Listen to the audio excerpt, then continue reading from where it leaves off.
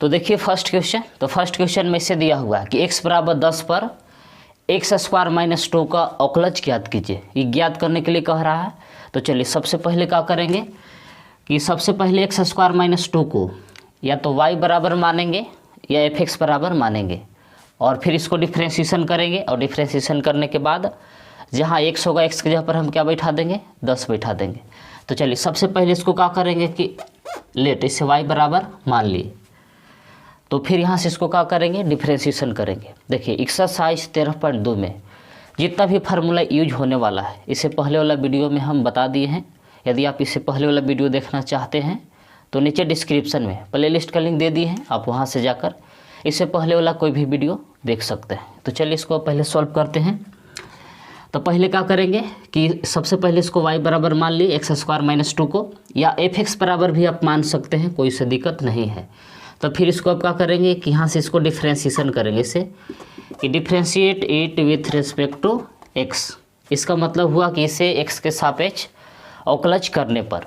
तो चलिए y का डिफ्रेंशिएशन कैसे होता है कि ऊपर d लगा दिए नीचे dx, ये x के सापेक्ष हो गया। अब एक्स स्क्वायर का अलग डिफ्रेंशिएशन और माइनस दो कांस्टेंट है, इसका अलग डिफ्रेंशिएशन, दोनों का हम क्या किए तो अलग अलग डिफ्रेंशिएशन कर दिए। तो अब आगे देखिए कि एक्स स्क्वायर का डिफ्रेंशिएशन करिएगा तो फार्मूला है कि एक्स के पावर एन का डिफ्रेंशिएशन करिएगा तो इसका फार्मूला ऐसे है कि एन एक्स के पावर एन माइनस 1, ऐसा फार्मूला है। तो यहाँ एन के जगह पर 2 है तो ऐसे लिखेंगे कि एन के जगह पर 2 एक्स के पावर एन माइनस 1, यानी कि एन के जगह पर 2 माइनस 1 माइनस। अब पीछे भी हम आप लोग को ऐसा सूत्र बता चुके हैं कि किसी भी संख्या का डिफ्रेंशिएशन का होता है 0 होता है, यानी कि कांस्टेंट का डिफ्रेंशिएशन का होता है 0। इस सूत्र हम आप लोग को पीछे लिखवा चुके हैं। तो दो संख्या है तो किसी भी संख्या का डिफ्रेंशिएशन क्या होता है 0, तो इसके जगह पर लिख दे 0, 2 का डिफ्रेंशिएशन हो गया 0। तो 2x 2 में से घटेगा तो 1 को हम ऐसे भी नहीं लिख सकते, ऐसे हटा दीजिए। अब क्या करेंगे कि जहाँ x के जगह पर क्या बिठा देंगे 10 बिठा देंगे। तो ऐसे लिखेंगे कि चूँकि x बराबर 10 क्वेश्चन में दिया हुआ है तो 2 जहाँ x है वहाँ 10 बिठा दिए। अब 2 गुने 10 करिएगा तो हो जाएगा 20।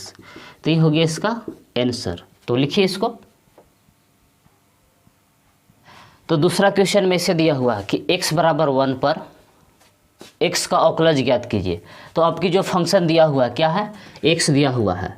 अब x बराबर 1 पर इसका अवकलज ज्ञात करना है। तो सबसे पहले इसको क्या करेंगे कि इसको y बराबर मान लेंगे। x को हम क्या किए तो y बराबर मान लिए। और फिर इसको डिफ्रेंशिएशन करेंगे। तो सबसे पहले से लिखेंगे कि differentiate it with respect to x। इसका मतलब हुआ कि इसे x के सापेक्ष अवकलज करने पर। तो y का अवकलज करेंगे तो ऐसे होगा कि dy बटा dx, फिर x का अवकलज करेंगे ऐसे dx बाई dx। अब देखिए dx से dx काटेगा तो इसी एक बार में कट जाएगा। तो अब देखिए x बराबर 1 जो दिया हुआ है, अब इसका मान नहीं रखें क्योंकि यहाँ x बचता तब रखते, जिसे पिछला में 2x बचा था, लेकिन इसमें x नहीं बचाते ही इसका क्या हो गया आंसर हो गया। तो लिखिए इसको। तो चलिए अब क्वेश्चन नंबर 3 को सॉल्व करते हैं। तो क्वेश्चन में इसे दिया हुआ है कि x बराबर 100 पर 99x का अवकलज ज्ञात करिए, ऐसे बोल रहा है। तो चलिए सबसे पहले क्या करेंगे कि जो 99x है उसको पहले y बराबर मानेंगे। तो ऐसे लिखेंगे कि लेट y बराबर, अब इसको y बराबर मान लिए तो अब इसको क्या करेंगे यहाँ से कि डिफ्रेंशिएशन करेंगे। तो ऐसे लिखेंगे कि differentiate it with respect to x, इसे x के सापेक्ष अवकलज करने पर। तो y का डिफ्रेंशिएशन करेगा तो ऐसे होगा कि dy बटा dx। अब डिफ्रेंशिएशन में जो भी कांस्टेंट रहता है उसको बाहर लिख लेते हैं, यानी कि 99 को बाहर लिख दिए। अब x का डिफ्रेंशिएशन यानी कि कांस्टेंट को डिफ्रेंशिएशन से बाहर कर देते हैं। अब 99 जैसे था वैसे, अब x का डिफ्रेंशिएशन करेगा तो 1 होता है, ऐसे काटेगा dx से dx तो एक बार में कट जाएगा तो यहाँ 1 हो जाएगा।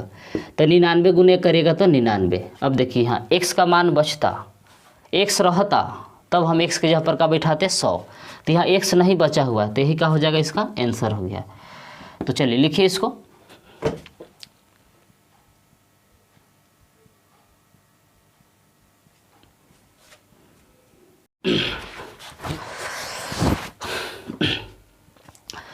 तो क्वेश्चन नंबर 4 बोल रहा है कि प्रथम सिद्धांत से निम्नलिखित फलों का अवकलज ज्ञात करिए। तो पीछे हम प्रथम सिद्धांत यानी कि फर्स्ट प्रिंसिपल का फार्मूला लिखवा दिए हैं। तो उसके रूल क्या है सॉल्व करने के लिए कि सबसे पहले जो फंक्शन दिया रहेगा उसको लेट y बराबर इसे सॉरी एफ एक्स बराबर मानना रहता है। यदि इसको हम डायरेक्ट डिफ्रेंशिएशन करेंगे तो भी आंसर आ जाएगा कि देखिए एक्स क्यू का डिफ्रेंशिएशन करिएगा तो आएगा 3x² और 27 का डिफ्रेंशिएशन 0, यानी कि इसका आंसर का आ रहा है 3x²।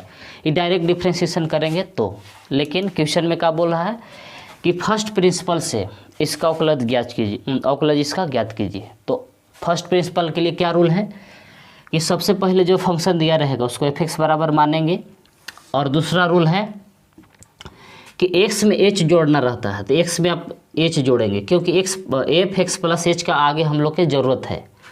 तो LHS में x में हम h जोड़ दिए तो RHS में भी उसी करेंगे कि x plus h power q जिसे था उसी -27। तो फर्स्ट रूल क्या है कि सबसे पहले क्वेश्चन को एफ एक्स बराबर मानते हैं। इसका सेकेंड रूल है कि LHS में भी x में h जोड़ते हैं और RHS में भी x में का जोड़ते हैं h। यहाँ से जोड़ ले, इस जोड़ने के बाद फिर यहाँ से इसका फार्मूला लिखते हैं फर्स्ट प्रिंसिपल का। तो इसे लिखेंगे कि वी नो दैट, तो इसका फार्मूला इसे है कि एफ डैश एक्स बराबर limit h tends to 0 F X plus H minus F X by H.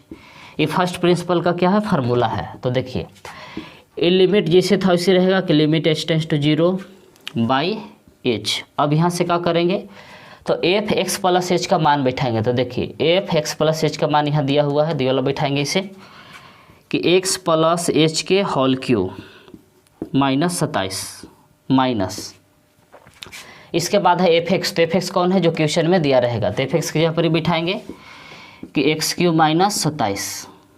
ये एफ एक्स का मान बिठा दिए और 21 का मान बिठा दिए। तो एफ एक्स प्लस एच का बटा में एच जैसे था वैसे देखिए अभी जहाँ जहाँ एच है वहाँ 0 रखेंगे तो देखिए नीचे बटा में कहा जा रहा है 0। जब नीचे 0 आता है तो फंक्शन का डिफरेंस क्या हो जाएगा इन्फिनिट हो जाएगा, यानी कि अभी हम डायरेक्ट एच के जगह पर 0 नहीं बैठा सकते हैं। तो चलिए पहले इसको सॉल्व करेंगे। अब नीचे से एच को क्या करना होगा हम लोग को हटाना होगा। अभी हम एच के जगह पर डायरेक्ट 0 नहीं बैठा सकते हैं क्योंकि इन्फिनिट आ रहा है। तो इसे लिमिट h टेंस टू 0 जिससे था वैसे और बटा में h जिसे था वैसे लिख दिए। अब यहाँ से देखिए हम क्या करने वाले हैं। देखिए x प्लस एच है तो इसको a प्लस बी के होल क्यू के फार्मूला पर तोड़ेंगे। तो ए क्यू तो इसे लिखेंगे एक्स क्यू प्लस होता है बी क्यू, तो बी की जगह पर H Q plus 3a² B, यानी कि 3x² प्लस 3xh²। इसको हम क्या किए तो a प्लस बी के होल क्यू पर तोड़ दिए कि a cube plus b cube plus 3a² b plus 3ab² -27 जिससे था वैसे। अब यहाँ से देखिए अब माइनस से गुना करेंगे तो माइनस से गुना करेंगे तो -x3, ये 27 माइनस में है तो माइनस से गुना करेंगे तो क्या हो जाएगा प्लस हो जाएगा इससे 27। अब यहाँ से देखिए कि -27 और प्लस 27 घट के हो जाएगा 0, -x3 प्लस x3 यह घट के क्या हो जाएगा 0 हो जाएगा। अब यहाँ से देखिए आगे क्या करेला है कि लिमिट h टेंस टू 0 जिससे था वैसे।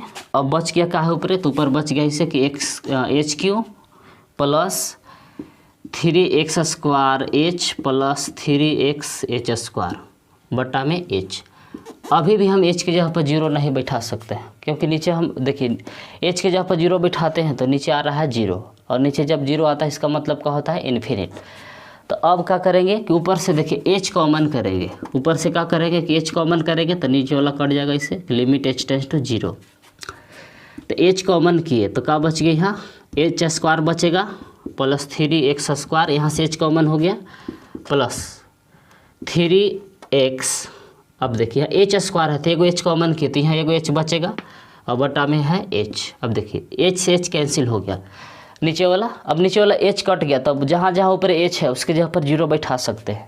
तो जहाँ जहाँ h है उसके जगह पर 0 बैठा रहे तो h के स्क्वायर तो h की जगह पर 0 के square plus 3x² plus 3x h की जगह पर का बैठा दिए 0। अब जैसे h का मान हम बैठाते हैं जो लिमिट लिखा हुआ रहता है वो हट जाता है। अब यहाँ से देखिए कि 3x² जैसे था वैसे प्लस 3x गुने 0 करिएगा तो क्या हो जाएगा 0। अब 0 के स्क्वायर रहेगा तो 0 इसे हट जाएगा, ये 0 लिख ही लेते हैं कि 0 के स्क्वायर करिएगा तो 0 रहेगा अब जीरो में जीरो जोड़िएगा तो इससे जीरो खत्म हो गया, खाली बच गया कुछ 3x²। तो यही हो गया इसका फाइनल आंसर। तो लिखिए इसको।